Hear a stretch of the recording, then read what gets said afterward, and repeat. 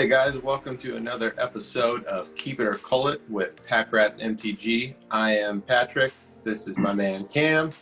What's And up, if guys? this is your first time joining us to these segments, Keep It or Cull It is a bit where Cam and I will go through old cards in our collection. We don't know what they are, but Cameron here has randomly chosen 2 cards of each color, plus 2 artifacts, plus 2 multicolor.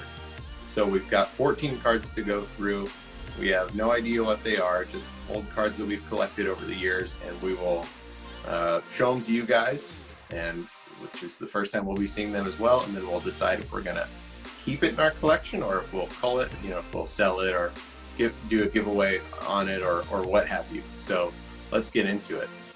All right, man. So card number 1, and we tend to start with red around here. Card number 1 is Blistering Firecat. So Blistering Firecat is 1 and 3 red for a 7/1 trample haste. At the end of the turn, you sacrifice Blistering Firecat, but it has morph for 2 red. Very interesting. So it's a ball lightning. It's a little bigger, but it has the option of sitting on the table to be explosive at just the right time. Man. I actually like the card. Say what? There's something about this that I like, that I think is cool or novel, and I don't know. Something about me wants to keep it around. I'm not a red player, as you guys know, but something about it makes me want to hang on to it. What are your thoughts on this, bud? I think I'm thinking what you want to be thinking. Your most honest self right now is saying this, like many red cards, is just lots of power nonsense. It's just not good. I would never play that card. If my opponent played that card, I'd be looking forward to another, win under my belt. I mean, that's just, come on. It's a bad card. I'm ready to call that thing without any further discussion. Yeah, it's a bad card. You know where this would be good, though, is in a cool cube. Like if you were doing a low to mid-level cube and you wanted to like a Boros aggro setup or something like that. Which true. Makes me want to keep it around because we are constructing a cube right now that is on the low to mid-level power. And so I wonder if this might be a fit for it. What are your thoughts on that specifically? No. Still not into it. Huh? I still say no. All right, I'm going to join you on this. Guys, Blistering Firecat is getting cold. Okay. Next red card is Hell's Thunder. Similar idea, actually. So it's 1 and 2 red for a 4/4 flying haste. At end of turn, you sacrifice it, and it has Unearth for 4 and a red. This card is so much better than Blistering Firecat for multiple reasons. But I would certainly be interested in throwing this in a low to mid-level power cube. Me too. No, that's actually a really good card. I mean, it's 2 flame javelins on 1 creature. That's good stuff. Yeah, this is actually a decent card. I think I'm going to go ahead and vote to keep. Yeah. Let's with keep no that story around. needed. No. Okay, we got our first. I mean, maybe one story. Maybe one story. Our buddy Pat wrote a Naya limited deck in a pre-release for what was the sets with like Woolly Thoktar and like Alara. Alara, yeah. It was a Shards of Alara pre-release, and he did it. He drafted Naya with Woolly Thoktars and Hell's Thunder and won the tournament. So that was really cool. So Hell's Thunder, we have good drafting experience with. We do. In limited, I could definitely see how this card is going to be a powerhouse. And a lot of times in limited cube, if you're not careful, you can make certain archetypes much stronger than others. And I think right now, because of the style of players we are, red is already starting to lean in the poor end of the spectrum. So this would be a nice boost for it. So I'm actually looking forward to throwing that card that way. All right, next card is blue. It's Telekinetic Bonds. So for you guys that don't know, it's 2 and 3 blue for an enchantment. Whenever a player discards a card from their hand, you may pay 2. If you do, tap or untap target permanent. So I do have a story behind this. I used to play a deck that was primarily Simic, and it was buckets and buckets of those fertile ground type of cards. So enchantments that you slapped on lands, And the idea behind it was that you would dump a ton of these cards on the same land, and you would have some type of discard, like a zombie infestation or something where you could discard freely, and then you would get to untap it to tap it. And then it even got more complex, because if the discard effect was an effect that could trigger a draw, so it was like a 5 to 6 card process. It was extremely clunky, but when it went off, it was very gratifying, very satisfying, because you had to work so hard to set this thing up because of how clunky the combo was. And then you ended up producing infinite mana to dump into, at the time, would have been like an Emperor Lacatus to deck them, or any number of mana sinks that were available at the time. So fun memories for sure. And possibly a really, really rough piece to construct into Commander if that was something either of us wanted to go with. Well, that's what I was thinking, is I see that could be relevant in Commander. I mean, tapping, lots of Commanders pull the Voltron type style. So in a multiplayer Commander game, being able to tap things at will, or even put up some more blockers for yourself, is definitely a valid move. So I think it's relevant in Commander. And you think it's worth keeping over culling? That's the question. No, I would call that. I'm going to go ahead and vote Cull. Moving forward, next blue card is Blinkmoth Infusion. 12 and 2 blue for an instant. Affinity for artifacts, untap all artifacts. So I remember pulling this card, and then a few months, well, maybe a year later, a card called Erratic Explosion was printed in Onslaught. And Erratic Explosion said that you could pay 1 and a red for an instant, and you would flip the top cards of your library until you flip the non-land card, and you deal damage equal to the revealed card's casting cost to the target. And there was a deck that actually ran stuff like this, and it would try to kind of set up the top cards of the library so you would smash them in the face for 10, 15 damage with a Draco or with a Blinkmoth Infusion with the Erratic Explosion. Kind of cool. Definitely a fun mechanic to mess with. Outside of that, though, I have a very hard time seeing any value to this card. Right. So number one, I think if Erratic Explosion costs 3 mana, not 1 in a red. I'm pretty sure it's 2 in a red. I thought I said 2 in a red, did I not? I think you said 1 in a red, but okay, so we both agree that 2 in a red. It's definitely a 3 mana card. Yeah. And 2, yeah, in Commander, which I'm sure everyone's familiar with and sick of us saying now, that's primarily our format right now. And you and I both don't really play artifacts because artifacts are so easily destroyed in mass in Commander. And so I could never see myself playing that card. Even honestly though, you and I have talked, I'm very intrigued by running a RAF Commander list, because I'm wanting to play Urza and I'm wanting to play some artifacts. But even in a deck like that with tons of mana rocks and stuff, just there'd be no need to waste a card to get all the extra mana. It's just not the power. So I'm going to go and vote Cull. Yeah. Okay, unified. So guys, we've only got 1 keep, 3 culls. This is a pretty heavy lean towards Cull. Keep was a red card. I know. So the next one is green. It's Strength of the Tajuru, I think is how you pronounce that. So X and 2 green for an instant. You got multi-kicker, 1 colorless. Choose target creature, then choose another target creature for each time Strength of Tajuru is kicked. Put X +1/+1 counters on each of them. Right. I love this.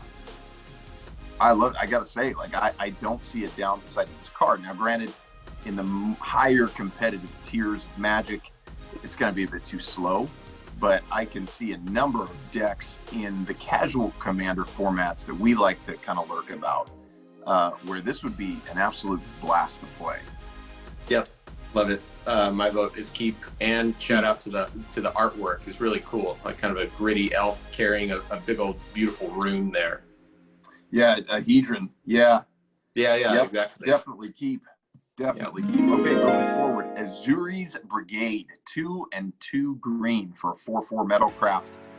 As long as you have 3 or more artifacts, it gets +4/+4 and has trample. We love that card. Yeah, man, the power player in me loves it. I mean, the fact that you get a 4 mana 8/8 trample if you've got some artifacts hanging about. And again, in Commander, yes, artifacts are a big target, but it's also very common to have tons of artifacts on the table, even in a green list.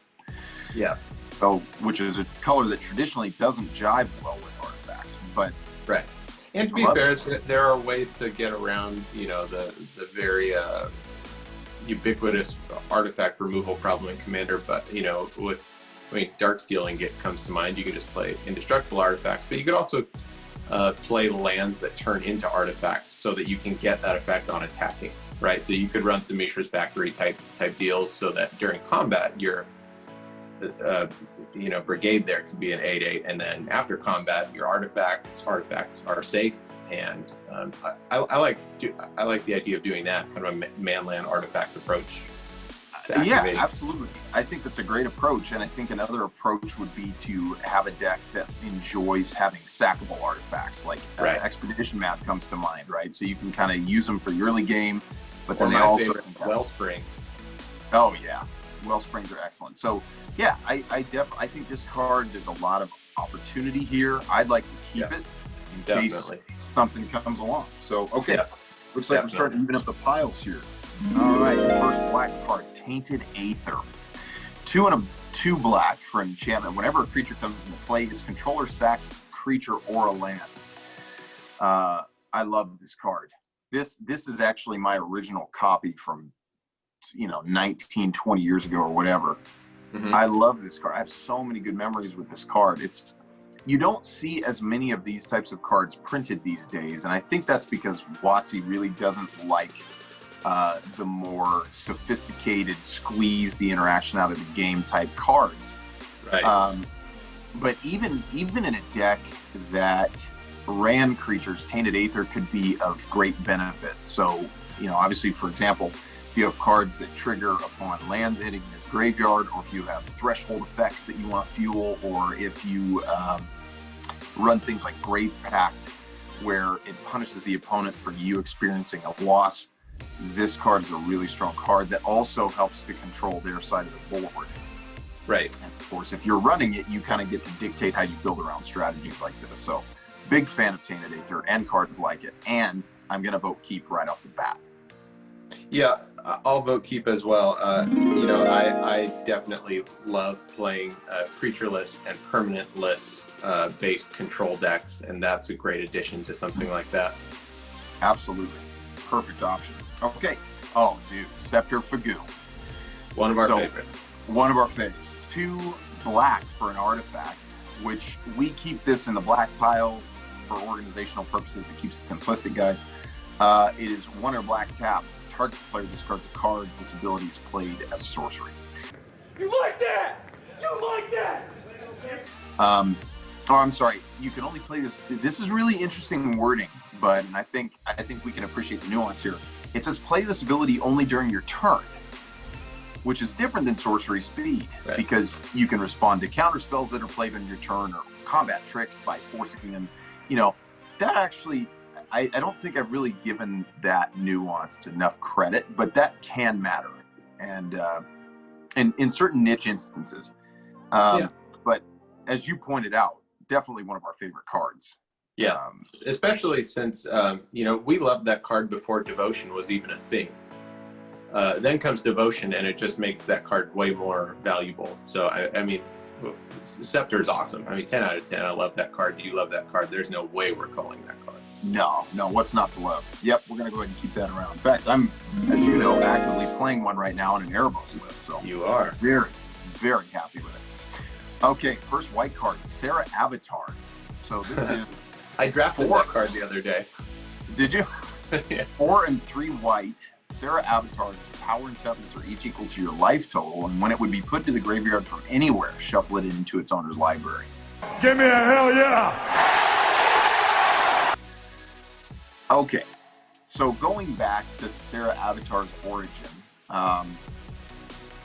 obviously when I was first starting Magic, I thought this thing was the nuttiest card ever, because it was like, it's the hugest creature, and then you ran like, Congregation or something like that. You gained life for all the creatures you had, and there were you just built a deck with stupid amount of life gain, and you slapped a Sarah Avatar, and you felt so great about yourself until you realized their 0/1 Kobold tokens were blocking at chump with no evasion. Exactly. And those games stretched out to eternity. Slap a Rancor on it, dude. Yeah, well, my younger self wasn't smart enough to splash green. Because I was like, 3 white? I can't afford a splash. Exactly. Yeah, man. And of course, you can't even reanimate the thing because it gets shuffled. Oh, it's rough. It's rough. Definitely great I think you could do it at instant speed, right? You could respond to its trigger. Yes, but what would you use instant speed to reanimate? Shallow grave? Shallow grave would work. So would the necromancy, but then you would have to sacrifice it. You'd lose the creature after the end of the turn. But yeah, you could certainly do that. Especially if they had an open board and you wanted to sneak in. Yeah, totally. Mm-hmm. Yeah, Cull or keep. What do you think? I would certainly not want to be avatar-less. I mean, I really think it's a fun card, and if that's our only copy, it'd be a shame to see it go. So I would say keep. I think it's a fun card. Okay, let's go ahead and keep it then. All right, next card. Nahiri the Lithomancer. Oh yeah, my least favorite card type. Yeah, 3 and 2 white for a 3 loyalty planeswalker. The +2 is put a 1/1 white core soldier token into the battlefield, and you can attach an equipment you control to it. Right. -2, put an equipment card from your hand or graveyard onto the battlefield. Wow. And -10, put a colorless equipment artifact token named Stoneforged Blade onto the battlefield. It has indestructible. Equipped creature gets +5/+5 and has double strike, and equip 0. And of course, because she was printed at the time she can be your commander. So, really interesting card, obviously heavily bent towards the white aggro/equipment strategy. I bought this deck actually for my wife, for Faith, to try to get her to get into Magic. And she actually played a few games with me, and I remember her stomping me out using this strategy. So that was kind of cool. It was gratifying. But I don't know. I mean, what are your thoughts? Do you think this has a place in our collection in case we decide to run Boros with equipment like both of us are dying to do?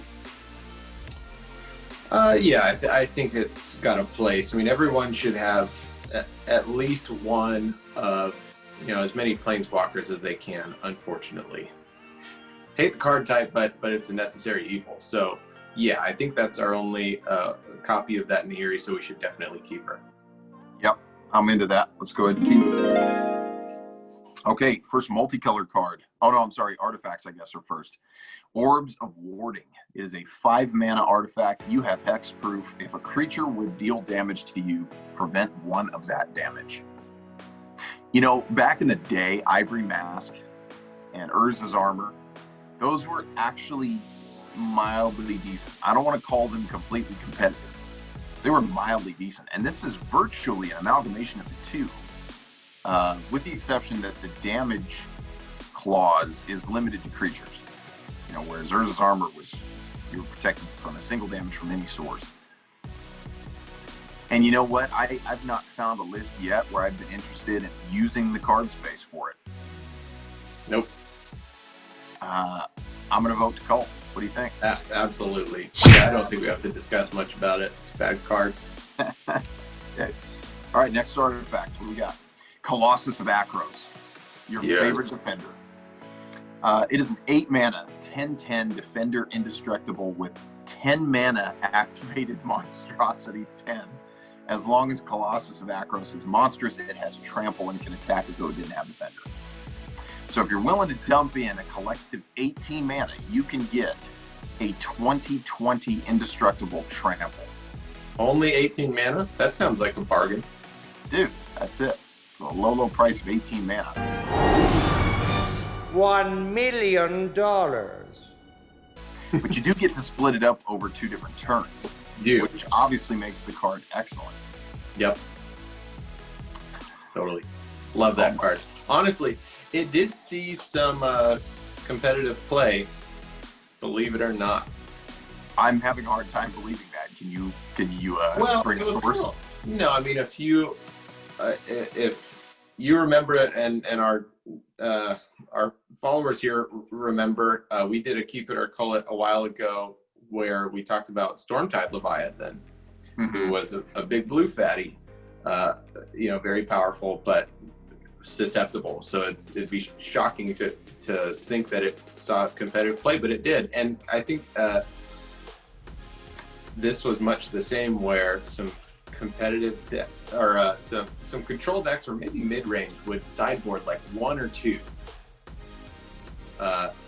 just to bring it in, I guess, against, you know, red-based decks. I forget the rationale, but I mean, he's a big guy that I think was a good blocker, could take some damage. That was in a competitive scene where damage was important. Like, you know, a lot of the removal was damage-based, so he was resilient to it. That's very interesting. I did not realize he ever saw competitive play, but as you speak, it makes sense. I can see very little. I mean, sideboard one or two at best in a few decks.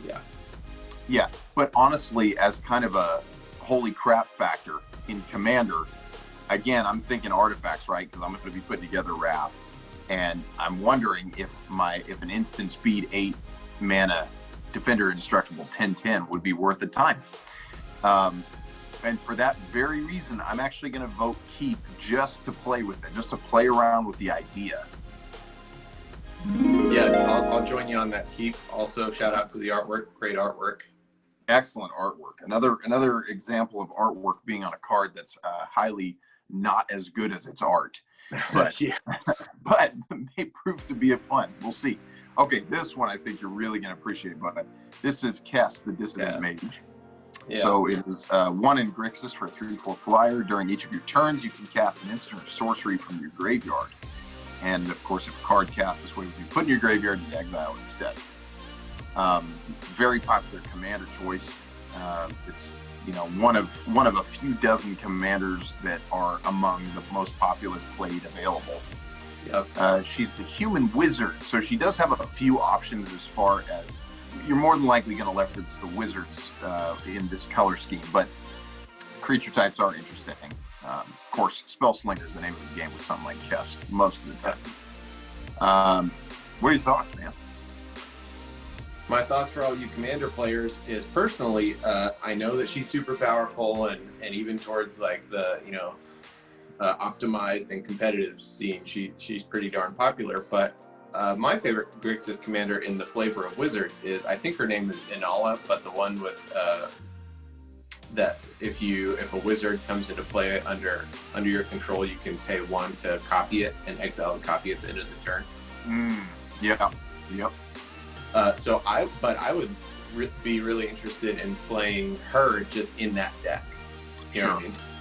So yeah, I like her. I wouldn't build around her, but I think she's a keep. As Commander players, I think we're kind of obligated to keep her. That's what I was about to say. Kind of along the same thought vein as you pointed out before, there are just certain things that are good to hang on to in your collection, like a copy of each Planeswalker, dual lands, and of course, unique legendary creatures, because you never know when a strategy you want to play will suit that commander. Right. Okay, last card of the day is Reap the Past. X, a red and a green for a sorcery. Return X cards at random from your graveyard to your hand and exile Reap the Past. Bud, you can tell us a lot about this card. Why? You have quite a bit of experience with Reap the Past, don't you? No. Really? Yeah, like 0. Oh, interesting. For some reason, I thought you were running. I know that card strikes you as a Patrick card, and I like it okay, but I actually don't have any experience with it, no. Well, cue the Tool song, foot in mouth and head up and forward. Yeah, totally made assumption on that. Maybe that was Christian. He does like his red-green cards. Anyway, return X cards at random from your graveyard to your hand. And then, of course, you exile it. It's a powerful effect overall, especially if you're probably thinking of Wildest Dreams, which is a similar card, but that's the one I play in. You're right. That's what's in it. This is a very strong card in its own right, in a non-high-level competitive Magic sense. Yeah, I mean, look, it's for red-green, a color combination that does not typically do well with card advantage. It's a good, I mean, you know, it's a decent card for that sake. I mean, for kind of bolstering one of its innate weaknesses. So I like it for that reason. I would potentially see myself playing that in some sort of Gruul mid-range thing. Sure, or even Naya, maybe, you know, where you still want some long game or some graveyard reach, and you know, especially but if you're playing Naya, why not just slap the Sun Titan down? You certainly can, and I think dead. where my head's at is more on the spell side of things, right? So red and green really like to ramp, they like to shoot artifacts. You know, I'm thinking Hull Breach for sure, or like Artifact Mutation. Decimate. And then of course, red white and white green have a lot of interesting instants and sorceries that come to mind, like Boros Charm or Helixes or things like this. So Branching Bolt. Branching Bolt, yeah, absolutely. And Reap the Past loves those cards because, I mean, it might as well be a Brainstorm in a deck like that. It's really the closest thing that red or green is going to come to, unless you have, you know, Wheel of Fortune type money to play in your commander deck. So anyways, what do we think? Keep or Cull? Yeah, I'd be into keeping it. Yeah, I think I'd like to keep it around myself, just because we haven't really branched into the red-green color scheme yet, and we never know. I mean, if we did enter that scheme, this would certainly end up being played. Well, guys, that was the last card in this episode of Keep It or Cull It. Thank you so much for joining us. If you liked what you saw, we are Pack Rats MTG. Make sure you go down below, leave us a comment, subscribe to the channel, turn the bell on. We'd love to hear from you. We love the Magic community, and we want to be more and more involved in it. We hope you guys share with us just as much as we share with you. Have a great rest of your whatever. We'll catch you on the next episode of Keep It or Cull It.